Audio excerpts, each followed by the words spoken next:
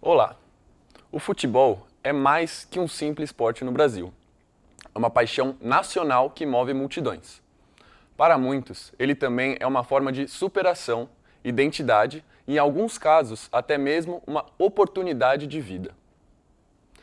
Em São Paulo, o futebol amador, conhecido como futebol de várzea, resiste nas periferias, reunindo jogadores, torcedores e times que transformam campos de terras em verdadeiras arenas. Pensando nisso, João Pedro Camargo Corenciuc produziu o documentário O Futebol Respira, como parte do seu trabalho de conclusão de curso na Universidade Presbiteriana Mackenzie. O documentário traz um olhar profundo sobre essa modalidade, explorando a sua história, suas dificuldades, sua recente profissionalização e o impacto social que o futebol de várzea tem nas comunidades periféricas. Eu sou Lucas Leão e o meu convidado é João Pedro Camargo Corenciuc, autor do documentário O Futebol Respira, a realidade do futebol amador em São Paulo. O MAC Entrevista está começando.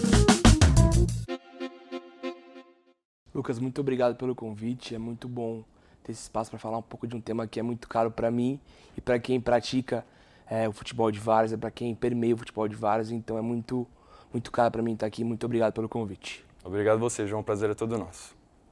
Bom, o que te motivou a escolher o futebol amador como tema do seu documentário?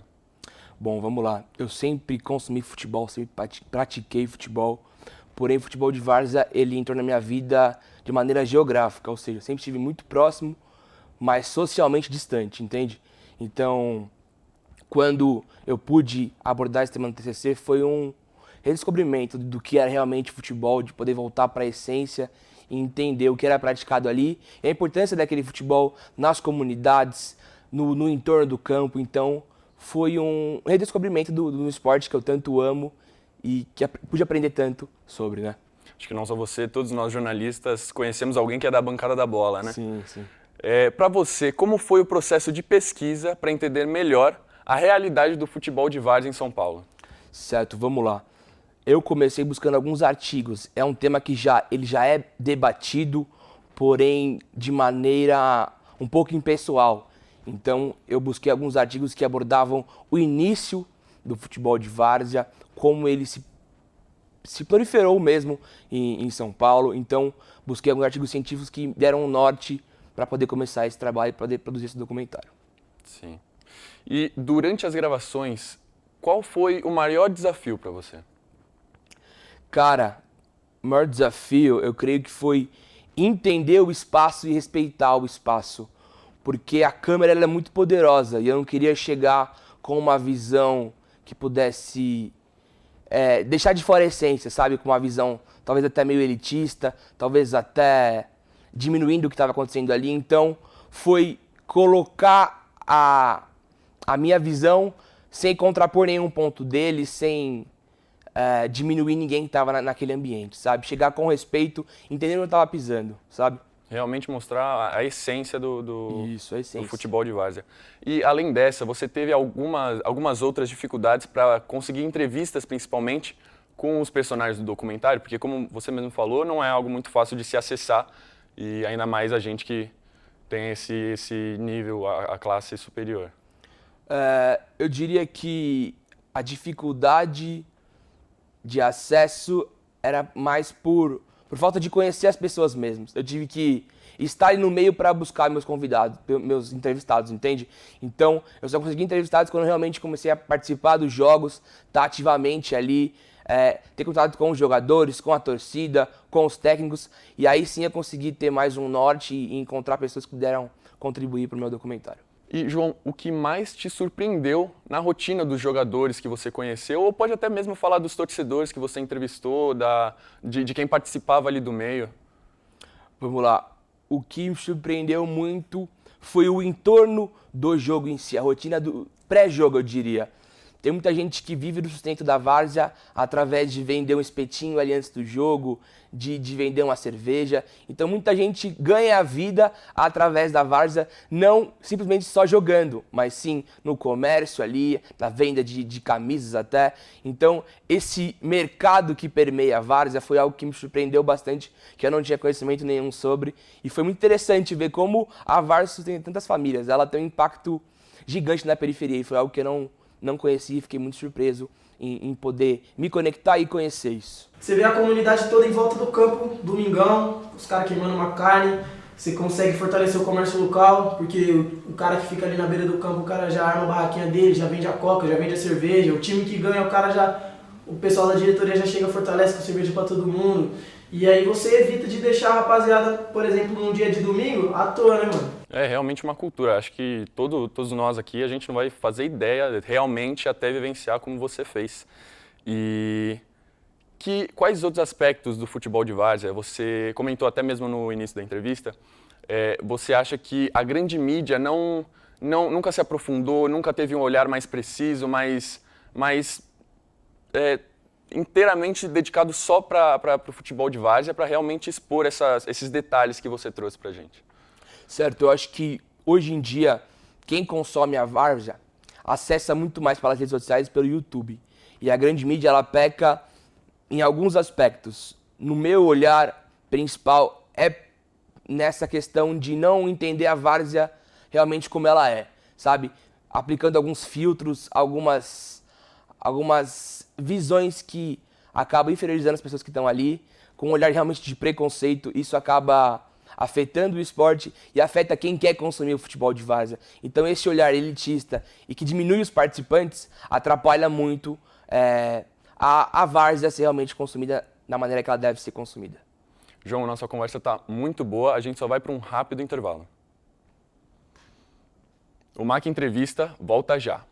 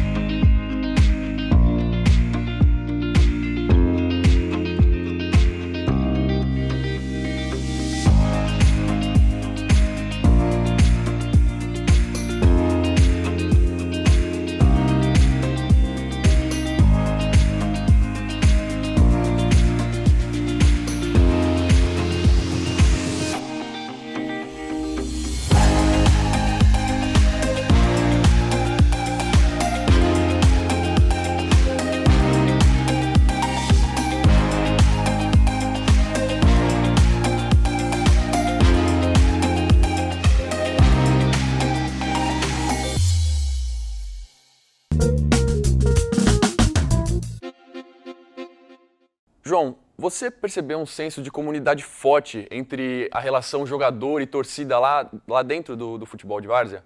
Você comentou que é algo cultural, que tem até a questão da venda, de tomar uma cerveja, de comprar uma pipoca, ir com a família. Mas e a relação jogador e torcida mesmo, essa questão de time, de identidade?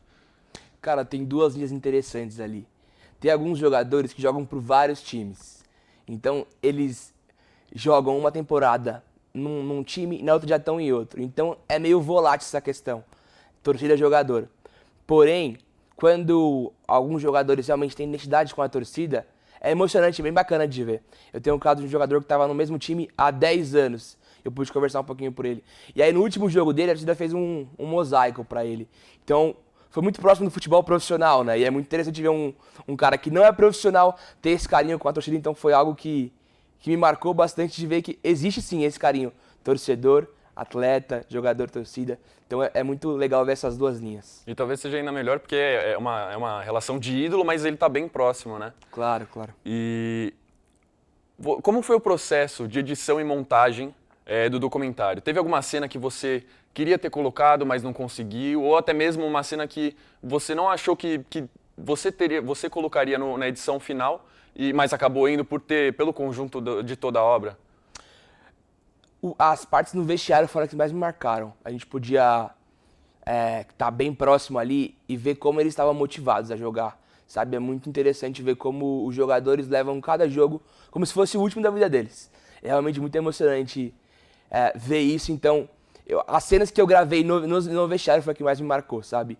Esse momento de concentração pré-jogo, a oração, motivando um ao outro, foram as partes que eu mais gostei de captar e de colocar no meu documentário.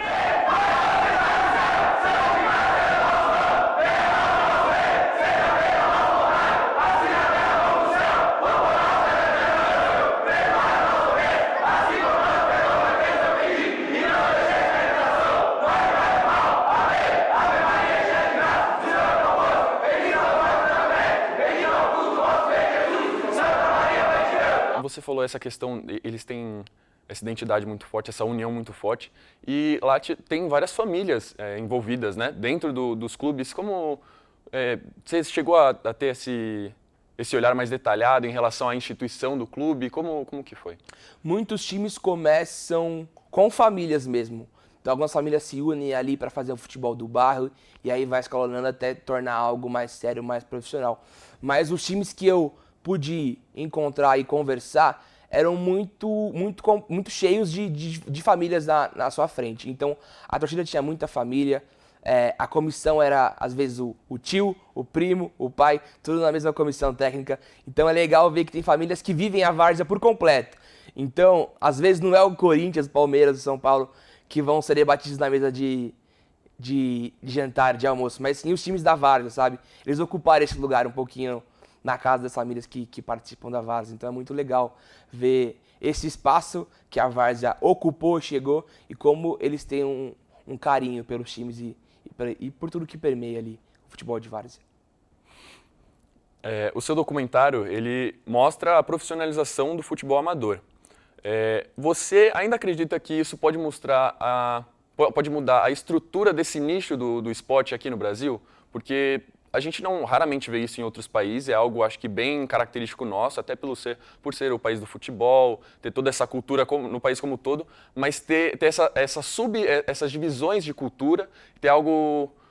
Como você enxerga isso? Você acha que pode ser alavancado ou é algo que é realmente para ficar nas periferias, algo com essa identidade de família? Cara, eu acho que a profissionalização da várzea, ela tem acontecido. E eu acho que daqui a uns 5, quem sabe 10 anos, ela vai alcançar outro patamar, sabe? A gente já vê alguns times que gastam por jogo 10, 15 mil reais em salário para atletas. Então, é uma proporção que alguns times profissionais realmente não têm essa verba, esse caixa. Então, olhando para o futuro e como eu enxergo agora o futebol de várzea, eu vejo sim esse espaço para profissionalização e para ganhar um espaço até na mídia. Tradicional, sabe? Porque quando você ocupa a rede social, quando você ocupa o YouTube, a mídia tradicional, ela acaba indo atrás também, sabe? Então, eu enxergo sim e vejo esse crescimento nitidamente na várzea. Essa mentalidade da mídia tradicional, ela precisa mudar. Eu acho que a Supercopa Pioneer, por exemplo, tem ajudado muito nisso. Porque as equipes de televisão chegam nos campos para gravar e encontram uma estrutura totalmente montada, encontram jogadores profissionais, encontram times que são patrocinados por marcas, por comércios locais, sabe? Jogadores que vieram do profissional, que estão jogando essa competição.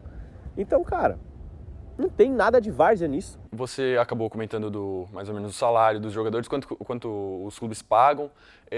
A gente tem no mundo profissional do futebol hoje em dia no Brasil salários astronômicos, que parecem fora da realidade. E eu queria que você contasse um pouquinho sobre como isso funciona no futebol de várzea, qual a média salarial dos jogadores, se a comissão recebe, como que é essa organização, para a gente entender. Certo, vamos lá. Nas principais competições de São Paulo, muito do dinheiro investido ele não volta para os clubes. Então, alguns times que jogam a Copa Pioneer, por exemplo, que é uma das principais copas de várzea de São Paulo, a premiação ela é de 100 mil reais. Ela já aumentou, diminuiu, mas ela está por volta de 100 mil reais hoje em dia. Alguns times investem 150, 120 mil reais, então eles não têm esse retorno por completo, sabe?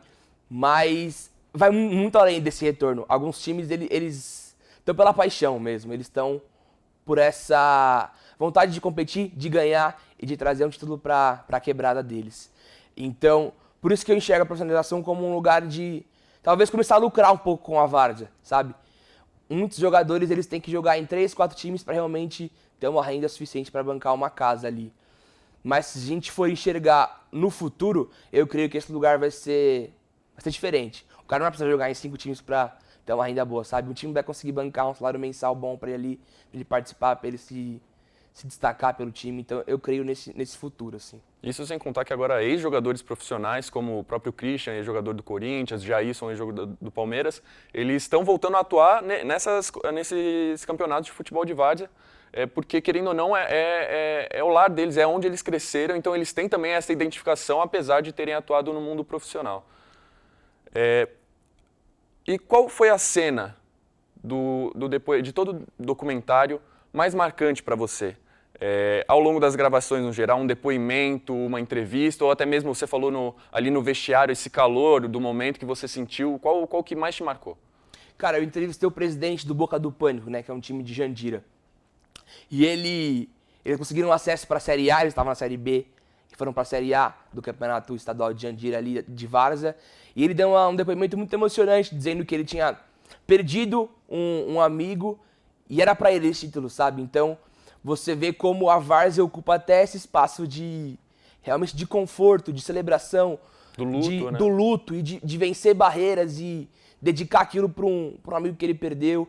Então, o futebol ele é muito mais do que só um esporte, sabe? Ele muda vidas, ele restaura vidas, ele traz motivação, a vontade de vencer. Então, isso me encantou muito, de ver como a várzea não é só um jogo de futebol, sabe? Ela realmente muda e transforma vidas. Então, esse depoimento e essa dedicatória do título me marcou bastante. E, João, para finalizar a nossa entrevista, você, ex-aluno aqui da Universidade Presbiteriana Mackenzie, qual dica você daria para o aluno agora do 7º, 8º semestre que está pensando, está agora já fazendo, mas que está tendo a ideia, não sabe muito bem o que fazer para o trabalho de conclusão de curso? Certo. Eu acho que consumir a obra que você quer desenvolver. No meu caso foi documentário. Então eu assisti muito documentário para aprender a fazer um documentário, sabe? Então se você quer fazer um livro, leia bastante. Se você quer fazer um site, acesse bastante sites, entenda sobre desenvolvimento, porque vai te ajudar muito, vai te preparar muito para poder produzir uma peça legal e que realmente seja boa, né? Que realmente comunique o que você quer passar. João, muito obrigado por conceder essa entrevista a gente, por reservar esse tempo e por compartilhar essa experiência para a gente. Eu que agradeço, é um prazer estar aqui de volta e muito obrigado. João, muito obrigado por toda essa experiência que está compartilhando com a gente, pela entrevista e realmente por partilhar não só com a gente, mas com todos nós esse trabalho que você concluiu. Eu que agradeço, foi um privilégio estar aqui, muito obrigado. E muito obrigado também a você que nos acompanhou até aqui. Se você quer rever este ou outros episódios do nosso programa, acesse o canal da TV Web Mackenzie no YouTube. Até o próximo programa.